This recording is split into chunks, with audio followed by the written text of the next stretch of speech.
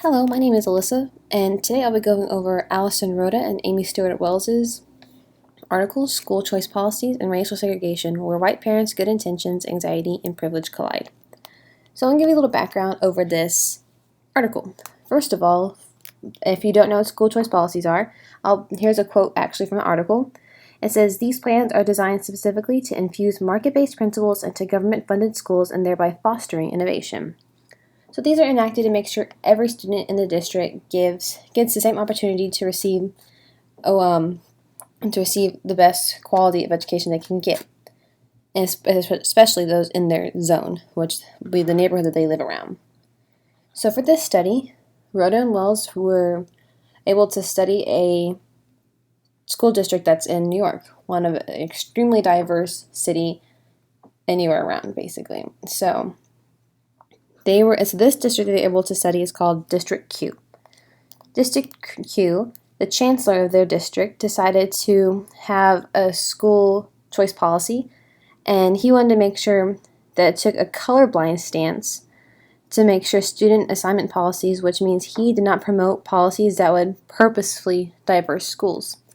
And it's been shown, and during the beginning of the article, the authors did put that how school choice policies are meant to help desegregate the schools, because schools, even after they are desegregated, multiple race ethnicities are in schools, you can still see within them they are still extremely segregated. And school choice policies are meant to kind of help that continue to desegregate schools, but actually they can segregate them even more. So the school choice policy that the chancellor of District Q put in place is what he decided to call it the lottery. So there's two applications.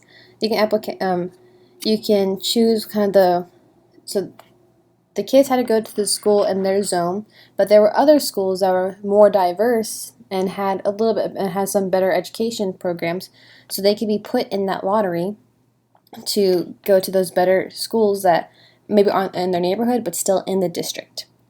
So the two applications they could have done was just for general academics, and they could do for GT, which is gifted and talented. So for this study, the authors decided to see how parents, especially white parents, were still able to have a privilege and advantage in this lottery that was meant to be even and equal for everybody. And I also wanted to see how important diversity was important for the white parents in the study. So here we go to begin the main points and arguments. Okay, on this slide, this is of course the main points and arguments. First off, Rhoda and Wells' intention for this article was to reveal how school choice policies are meant to reduce segregation, but in fact they actually enhance it. Like I stated before, the chancellor, especially District Q, tried to take a colorblind approach to it to make sure, but unfortunately, with studies and everything, colorblind isn't really a thing. And so, especially for those students who were either in predominantly Black and Hispanic neighborhoods who had the population of the school of 80% plus, they wanted to be in a more diverse school where there'd be almost an equal amount. And those students who are part of a 80% or more white student population, they wanted to be in a more diverse school. So that's why they had the lottery. And another main point would be that these school choice policies were meant, like I said, to be colorblind, but they were in fact tailored to benefit the white affluent parents and families, which again further segregated the school. So you could see that even in these schools, some of them had, in the general academic side, they were extremely diverse. They had a very similar amount of students in each class of each race, ethnicity, but when you got to the gifted and talented side, it was still predominantly white. And the parents, especially the white affluent parents who were studied in this study, they did not necessarily like that. They still wanted their kids to have diversity, but they still wanted them to have the best education possible. And so but they wanted the diversity, but most of the time they still wanted to have the better education. So they actually put aside the need and want for diversity for a better school and better program. And so they're actually able to kind of, even though the lottery that was set up for them, for all the parents, no matter the socioeconomic status, race, ethnicity, anything, they're all supposed to have an even playing field. But of course, those who were white and higher SES, they were more likely to win the lottery because of their connections that they had. And the connections that they had were actually from the preschools they came from, because as I believe I stated before, if not, these are actually kindergarten students. So these are students that are going into the elementary school, and parents want to them to be in the best elementary school. And of course, we all know the nowadays parents try to do their best to get their kids in the best preschool, to kind of set them up from a very early age to make sure that they have the best education they can have. So from being in these really exclusive, expensive preschools, they had people in the preschool, workers, actually go to, say, school board meetings to make sure that they got all the information they needed to, quote-unquote, win the lottery.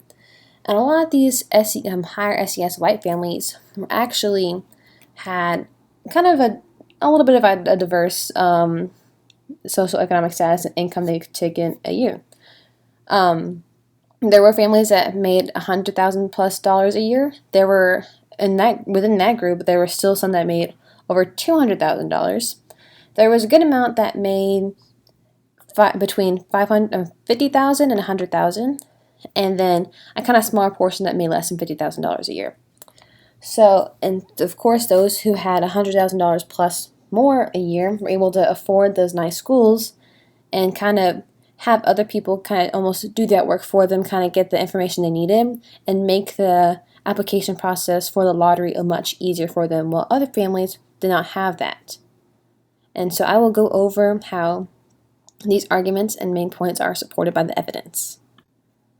So some of the evidence that does support the main points and arguments, so for this article, the researchers actually pulled 59, I believe, participants randomly. I believe they said every 10th person they chose from, because the lottery, when they applied, they weren't allowed, they were not allowed to have their race or ethnicity. They just had I believe they just had their names, if I'm remembering correctly.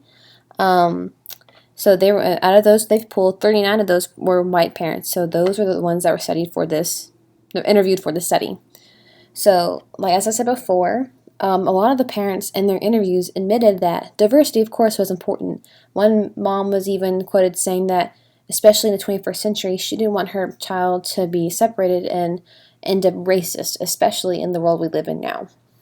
So a lot of parents, a majority of them, whether they were low SES white parents or affluent white parents or really high SES, they stressed how much diversity was important to them, but they still wanted to have the best programs for their kids. They wanted to make sure that they had the best education possible so they won't have that downward mobility. They did not want to have that for their children, so of course they want to set them up for the most success possible. And as I said before, these parents actually received help from their exclusive, expensive preschools, which able to afford. And I don't know that in the study did not reveal what the diversity in those preschools were, but I'm just taking a guess here, thinking that it's predominantly other white affluent parents. And they were able to, again, have just kind of that more intel, more information, easier access to them, opposed to people of color and lower SES parents did not have that time. Some parents, even who were the middle SES white parents, said that they would go and kind of have quote-unquote playground talk to other parents who are higher SES and kind of have that information kind of trickle down to them. So, and that's how they would get the information too. And some parents even said that getting all this information, knowing the application, the fees for the test to get into GT programs, that it was, if they had to calculate and see how much time it took for them, they said it would be about a month's worth of vacation for both her and her husband. So a lot of times, people who are lower SES and those who are people of color who are part of the lower SES, they do not have that amount of time, unfortunately, to take and put forth into their children's education or just being involved in school. They don't have the availability, opportunity, nor the money to actually be that much involved or have the information get to them. So that would be the evidence that was supported to help these main points and arguments kind of to show how even though the colorblind lottery was meant to help those, like to kind of make a more diverse school, and actually still began to help more of the white affluent parents and families. And so now we're going to kind of transition into what the article got right and what it did get wrong. So here in the article so what they got right. So as I stated, the fact that the low SES and people of color families do not have the same opportunities and resources white affluent families have, even though there's supposed to be a fair chance. The fact that this study was able to point that out, and so even though it was supposed to be about how white privilege and everything collide, they still included how it is still unfair and skewed towards affluent white parents and not even playing field for lower SES and people of color. And how they got right, how they did stress and emphasize the fact that school choice policies do not help the diversity of schools. They help with people who are higher SES and white families get the better opportunities opposed to people of color and those with a lower SES. And how they said that even though they kind of even said that these parents can say multiple times that they do value diversity and want diversity for their students, but at the end of the day, they do point out that as many parents would want the best for their kids. So they would try to put their morality of having diversity aside to make sure that their kids continue the upward mobility instead of going to a downward mobility for their future. So a few things, it kind of took me a little bit to find out what they got wrong because this article was very well written and they did include a lot of information that helped prove their points. The few things that they did get wrong, I would say, would be they only disclosed the interviewees' answers. They didn't really have an outline of what the parents were asked. Of course, having all 39 interviews in the article would be a lot, but it would be a lot better to see how even just having the 39 parents and having maybe one of the answers, one of the questions and the answer in the article to kind of see how the diversity of just their answers alone were, to see how much difference there was, and to maybe that even could have further supported their argument.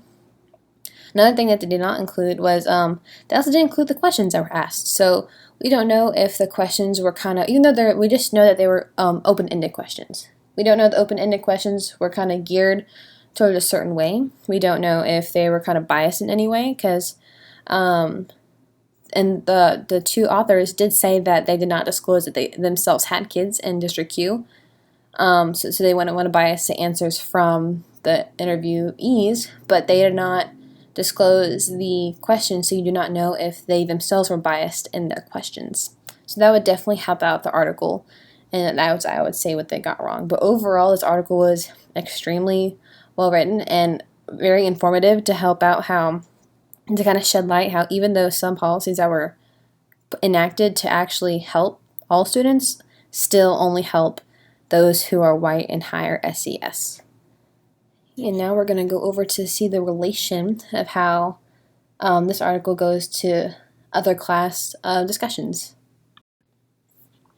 So for this slide, we're going to do the relations. So based off sorry if I mispronounce this, the Rudon's article of how income and socioeconomic status does put a gap in achievement in between low and high SES, and I feel like this does really relate well to Wells and Soda's article because it does show how higher SES and affluent people and their privilege even though they're supposed to be on the same playing field, they are, increased, and they're not even. But because they had that higher SES, they have more opportunities for low SES, even though they're supposed to be on the same playing field.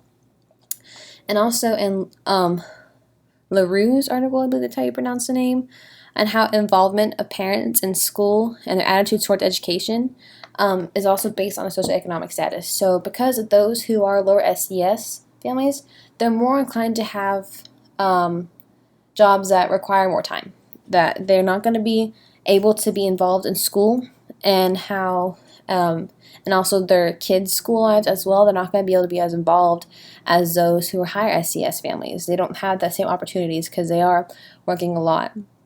And I know in the article said that lower SES families don't have the most positive attitudes towards school. They actually have a pretty negative attitude.